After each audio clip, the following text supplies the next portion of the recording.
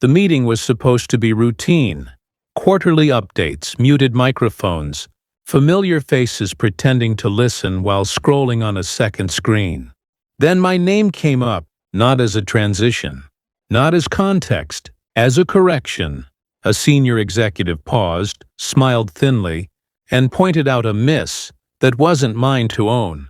The phrasing was careful, but the intent wasn't. It landed cleanly in front of everyone. A room full of colleagues, leadership, external partners. No warning. No private conversation beforehand. Just exposure. I felt the shift immediately. The subtle tightening in the room. The way attention sharpened. This wasn't feedback. It was positioning.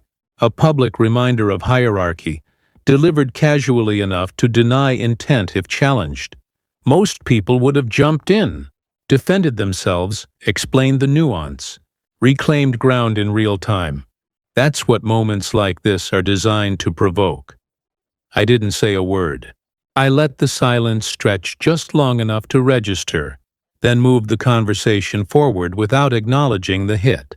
No tension in my voice, no visible reaction, just composure, because public humiliation only works if you accept the frame.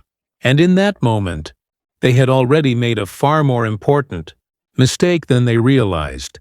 People assume silence in moments like that is fear, that if you don't correct the record immediately, you've lost. But public confrontations aren't about accuracy. They're about control. When someone puts you on the spot in front of an audience, the goal isn't resolution. It's reaction.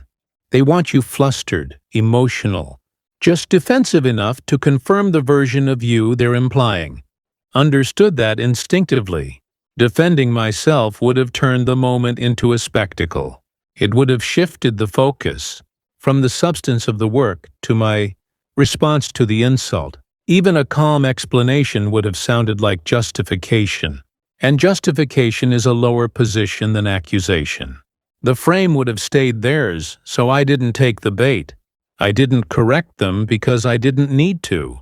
The people who mattered already knew the truth. The ones who didn't weren't going to be persuaded in that setting anyway. What mattered more was what the move revealed. Public humiliation is rarely spontaneous. It's used when someone believes they hold all the leverage and wants to remind you of it. But leverage isn't declared.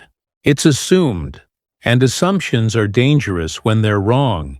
By staying quiet, I gave them exactly what they didn't expect. No resistance, no reassurance, and no confirmation that they understood where real control actually lived. At the same time all of this was happening, the company was celebrating something else, a deal so large it had already reshaped forecasts and internal bonuses before the ink was dry. $180 million. It came up constantly in side comments, leadership updates, even jokes. People spoke about it in the past tense, as if success had already occurred, and the remaining steps were just ceremony. On paper, it made sense. The client was committed. The press language was drafted. The executive team had positioned themselves as the architects of the win. My name wasn't attached to it publicly, and that was intentional. I wasn't the face of the deal. I wasn't on the slides. I wasn't quoted in the internal announcement emails. I sat somewhere quieter, closer to the infrastructure that made the whole thing possible. Over time, I had become the connective tissue between moving parts that didn't talk to each other well. Legal assumptions passed through me. Operational timelines depended on my sequencing. Certain risk questions were routed to me not because of my title, but because I was the one who could answer them without escalation. None of this felt powerful while it was happening. It just felt like responsibility. That's the illusion people miss. The loudest voices rarely hold the deal together. They sell certainty. The work underneath sells continuity.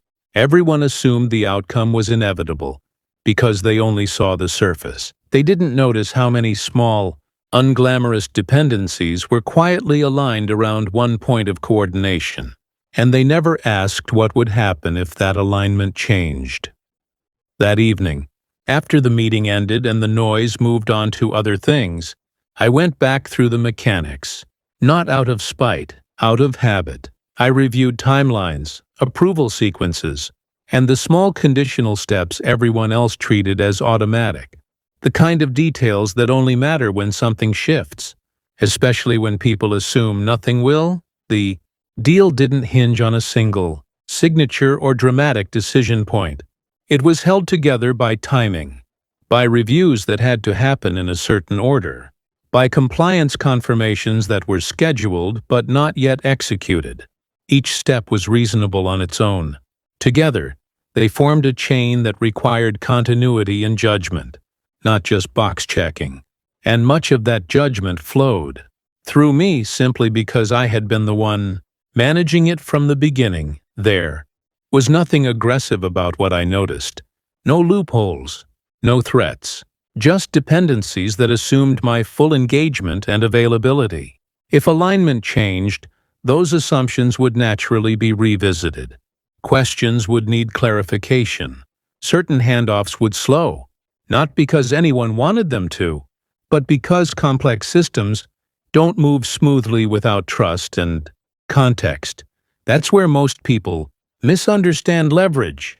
They imagine it as confrontation or force. In reality, it's often passive. It lives in the space between urgency and patience, between what's promised and what's actually ready. I didn't need to do anything dramatic. I just needed to stop protecting momentum that no longer protected me. The humiliation earlier that day hadn't created this leverage. It had exposed how little awareness leadership had of where it already existed. They believed control came from being visible, from being louder, from asserting authority in public.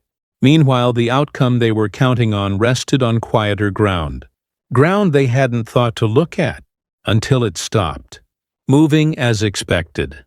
The next morning, I made one call, not to escalate, not to complain, just to clarify. I framed it as due diligence, the kind of check that's easy to appreciate when stakes are high. I asked whether a particular assumption still held, given recent internal changes. My tone was neutral, helpful even. I didn't mention the meeting.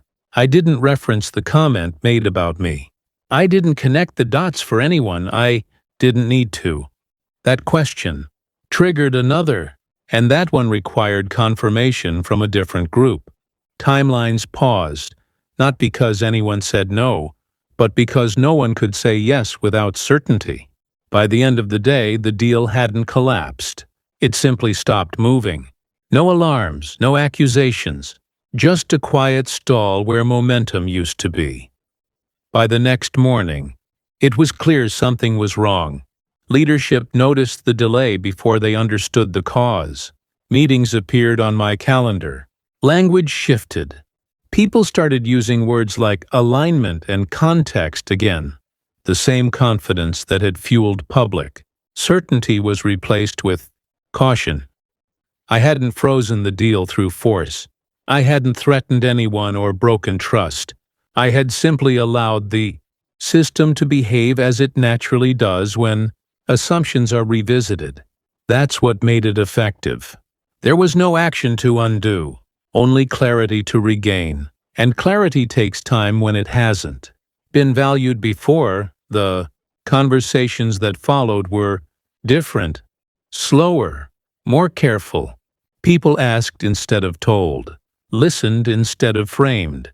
The earlier confidence was still there, but it was tempered now by awareness, not of me personally, but of the structure they had taken for granted. No, one apologized for the meeting. They didn't need to. The correction came in behavior, not words. My role was suddenly described with more precision. My input was requested earlier, not retroactively. The tone shifted from directive to collaborative, as if they were recalibrating. Without announcing it, that's how real reversals happen. Quietly, without declarations, without anyone losing face publicly. The humiliation was never addressed because it no longer needed to be. Its purpose had failed. And once leverage is recognized, it doesn't need to be exercised again. I didn't celebrate the shift.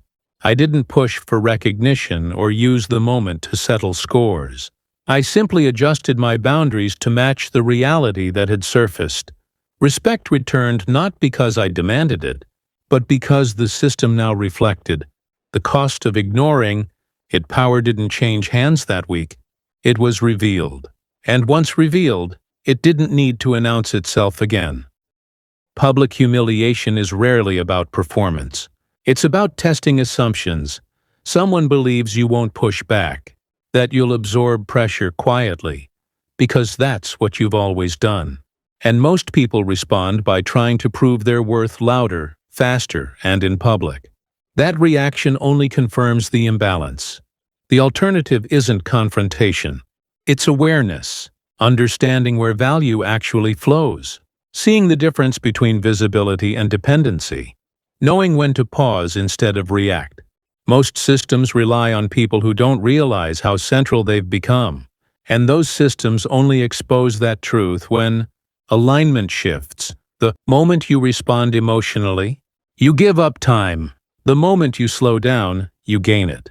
That's where leverage lives, not in threats or ultimatums, but in patience and precision, in asking the right question, at the right moment, and letting reality do the rest. This isn't about freezing deals or teaching lessons.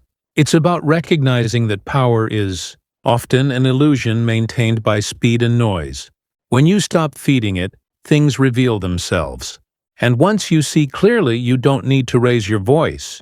You just need to move deliberately, because the strongest position isn't the one that demands respect. It's the one that no longer has to.